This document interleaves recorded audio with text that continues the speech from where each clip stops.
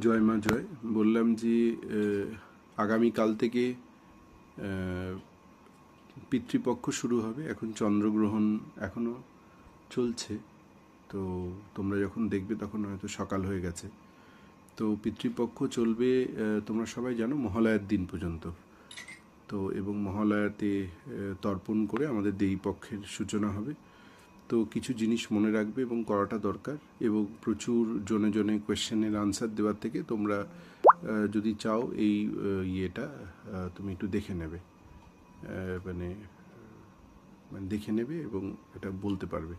প্রথমত পিতৃপক্ষ একটা খুব ভালো সময়, খুব খারাপ সময় না।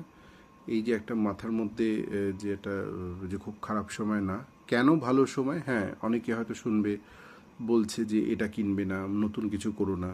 কিন্তু দেখো, ভালো সময় কেন বলছি, কারণ হচ্ছে আমরা এই যে এত সবাই নিজের লাফালাফি নাচানাচি করছি, আমাদের মা বাবার আশীর্বাদ ছাড়া তো হয় না।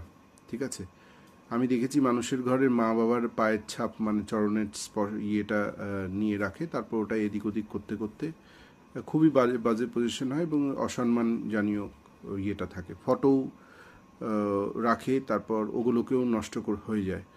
তো প্রথমত হচ্ছে অবশ্যই আমাদের পূর্বপুরুষের পুজো করা উচিত উচিত উচিত, মানে এটার কোনো তো আমি যেটা বলছিলাম সেটা হচ্ছে বাসন কোসন দান করতে পারো, এবং তোমরা সমালোচনা করবে না, ওটাতে আমার পূর্বপুরুষদের খুব কষ্ট হয়।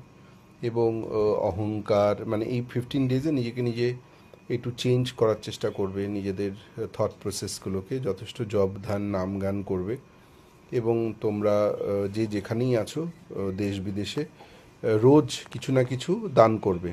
ধরো যার যেরকম ক্ষমতা, খাওয়ার দান করতে পারো, জামা কাপড় ড্রেসপত্র একটু করে দান করো। মহালয়ার দিন অবশ্যই তর্পণ করবে, এবং রোজ 15 ডেজ তোমরা তর্পণ করতে পারো ভেজা গায়ে, ছাদে, খোলা আকাশের নিচে করতে পারো ওটা, বা নদীতে গিয়েও করতে পারো।